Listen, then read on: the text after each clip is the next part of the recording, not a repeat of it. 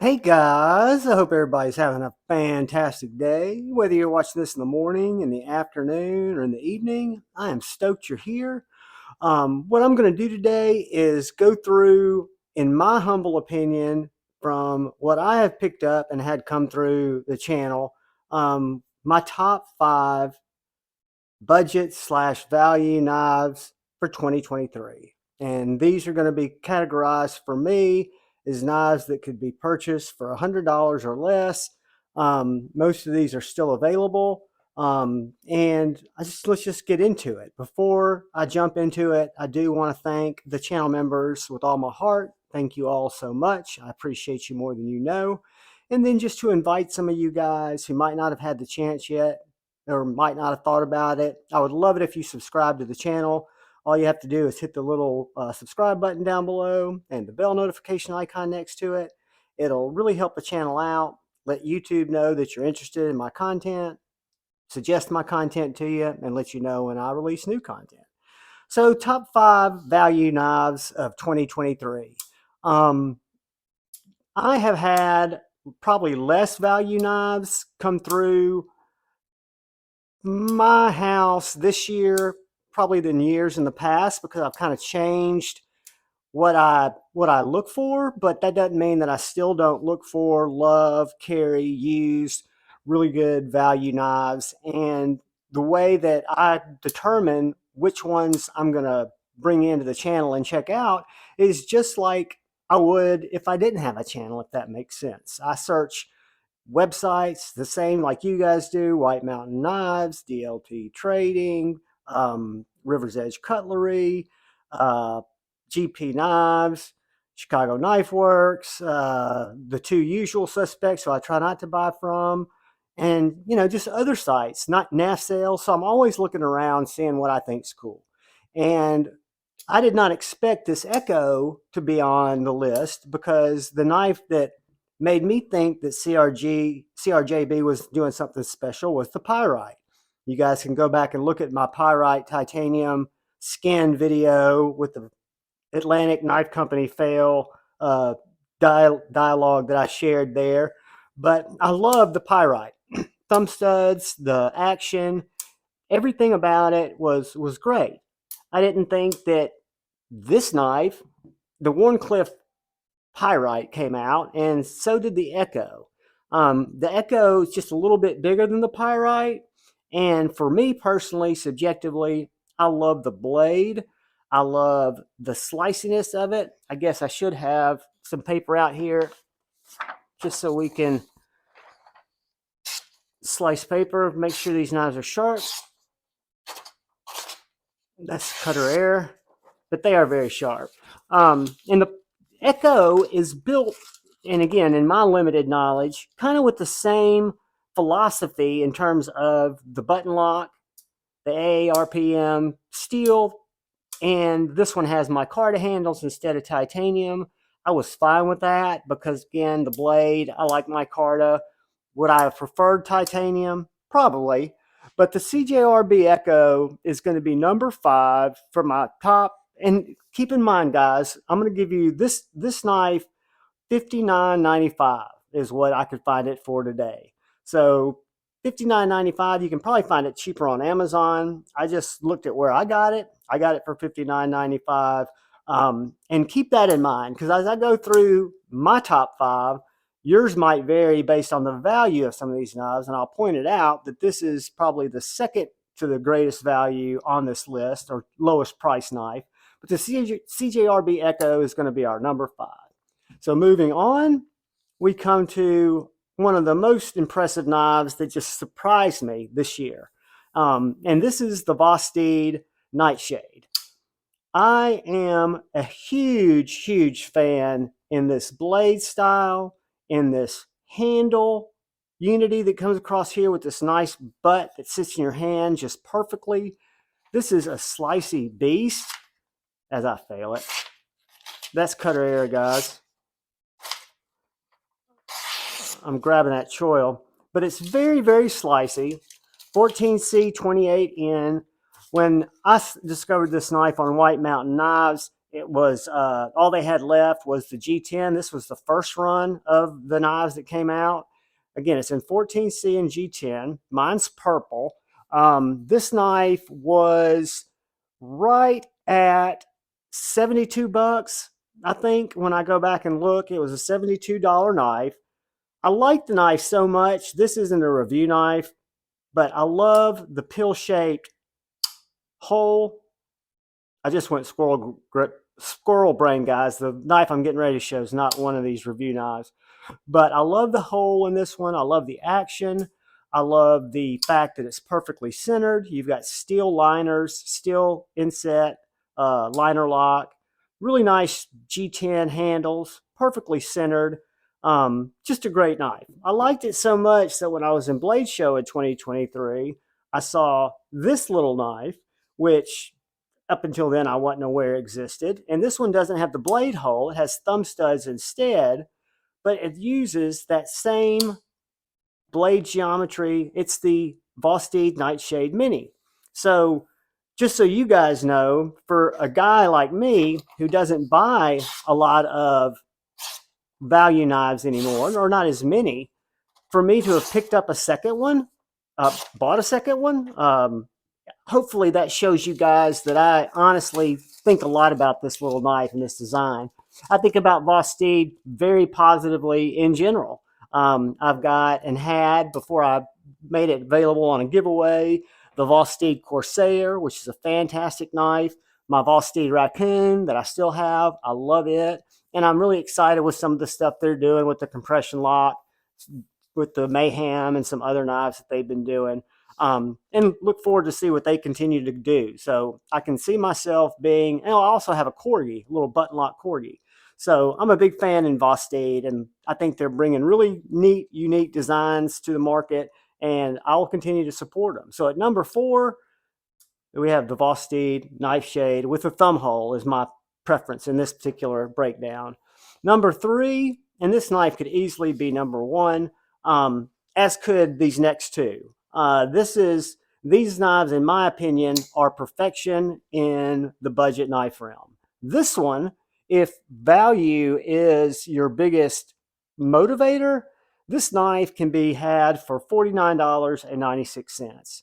So that's less than $50 for 14C 28N, a perfect pill-shaped deployment hole, fantastic access for the liner bar where you've got this nice liner lock.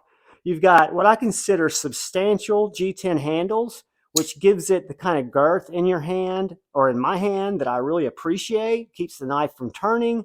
It is a little thicker. People do kind of point that out to me, and when I've seen other people talk about the Miguron Moyarl, Peoria, or some of the other nice budget knives they brought in. But I'm a big fan of Ramon Chavez, Rick Hinderer, Greg Medford knives, and this knife has the same mass in my hand as my Chavez. So again, it's not thick, it's just thicker than some of the other knives you might be used to carrying. For example, the Vosteed Nightshade is almost just as thick. I don't know if y'all can see that. And then our CJRB Ekko, of course, is going to be thinner, but it's not grossly thick. It's just, I point that out because it's objective. It's probably the thickest knife on this top 5, but it cuts like a dream. It handles like a dream. It's a knife that will, I think, all practical purposes, be hard for me to give away. I don't know if this will be a giveaway knife, but I love it. I use it, and I'm a big fan. I'm a big fan of everything that Miguron has put out lately that I've handled, which has been the Peoria and the, I forget the front flipper, but this has been my favorite by far. And I'm sure there's some out there that might not be that great, but that's why I'm focusing on the Miguron Moyarl. Number 3 could come in higher if you put value or budget at the top of some of these other features that I'm going to show you on these next 2 knives. But this would be the Miguron Moyarl, $49.96, 14C28N, G10, titanium clip, steel liners, fantastic access to that liner lock, stonewash blade, gorgeous knife, fantastic action. Which brings us to number 2. And guys, I have struggled with number 2 and number 1, and I've changed these knives up. This was number 1, then it came back to number 2. Then it went back to number 1, then it came back to number 2. So you can call this a tie for number 1. I would be happy crowning either of these knives number 1, but since I talk about how they make me feel, and it's very subjective, so guys, leave me comments or know that by this is no mean as scientific. I had the Civivi Vision, which was a blade I missed out on at Blade Show 2022. Finally was able to get one when they became in stock and they weren't sold out. And I love the knife. Then the Civivi Vision FG was going to be released, and I was excited. I was looking forward to check it out. I did not think it was going to be as good as it is. I did not think it was going to be as desirable to me as it is. And I can just tell you, spoiler alert, I love my Civivi Vision R. It's one of my favorite knives. I think it's very elegant. I love the materials. I'm a big fan of the clip. That's one thing that I wish was done differently. And this is not the original clip. I added this clip, but this clip I purchased on Amazon. The Vision FG was 79 bucks. And this clip was $11.99. This is a titanium clip from Civivi that fits this knife perfectly. The steel clip, to me, I felt it a little much because I'm used to the Civivi Vision R, which you don't feel that clip at all. You've got a little bit of clip up here, but you don't feel it. I love this knife. I think the perfection of the Civivi Vision R was taken, and actually Civivi incorporated some things to make it even better. I don't know what they did to get the detent to be as snappy as it is. I think it could be as simple as the way that they've got the thumb studs positioned, as opposed to having to use the frame hole that was on the Vision R. But I love the snex lock. I love the layout of the blade. I love the forward facing choil. I want to say this one is, I don't know what the blade steel is. I want to say it's 14C, but I don't know, guys. Might be Nitro V. We'll call it Nitro V. That sounds like a Civivi type of thing. And it is very sharp, very slicey, and has very good, that's cutter air, very good blade geometry. So a knife that I've really enjoyed, that I've really come to love, and that again, when I was doing this under $100 knife video, this was one of the more expensive ones because I do want to add in the clip. So at $79, we'll call it 80 roughly. So this is about 93 bucks with the clip from Amazon. But guys, fantastic knife, fantastic ergos. You do feel the clip, even this clip, because again, I think I'm used to having it up here on my Vision FG, because that's one of the beauties of the Vision FG is you don't feel that clip on the side where you're kind of pinching the knife with your hand. But yeah, it's just a real winner. And coming in at number 2, was number 1, then it came back to number 2, is the Vision FG. Which brings us to our number 1 knife of 2023, in my humble opinion, and it is the Divo Growler V2. I love the Divo Growler. I love the Growler V1. This is my favorite Divo knife, and the changes that they made on the Growler V2 make it my number 1 under $100 knife, period. It is fantastic. T8 hardware all the way around. I'm a big fan of the wire pocket clip. I know that's polarizing. I've even looked at the Lynch clips. Still may put a Lynch clip on here just to have it. But I love the way this goes in and out of my pocket. the stone or the satin, hand satin or belt satin on the blade, I think is very elegant looking. I love the fact that they added jimping up the blade. I love the materials that they chose to use. I've only experienced the carbon fiber one. I have not experienced the aluminum or the G10, but the detent in this particular knife has been absolutely refined from what people did not like about the first, or the complaints that people had about the first growler. But this guy is an absolute fantastic knife, carries like a dream, very, very light, has beautiful, beautiful carbon fiber, is very slicey. If I could get and hit the paper.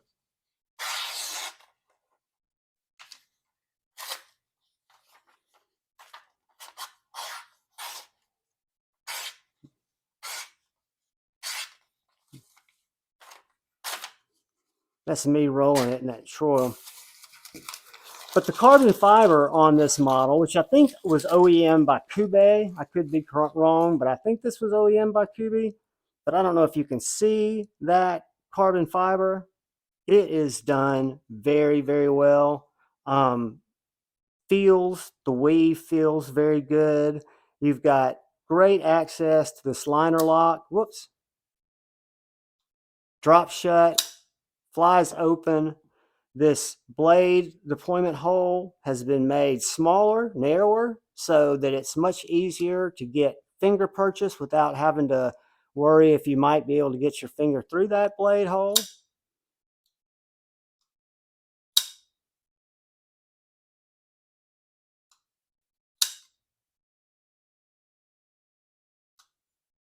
But yeah, the Divo Growler V2 is, for me, for Javon, my number one knife of 2023.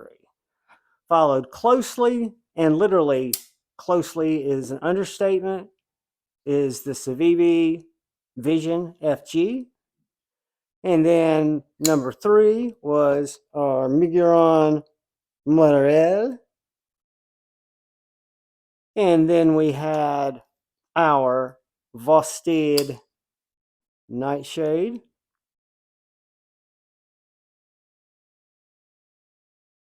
And our CJRB Ekko.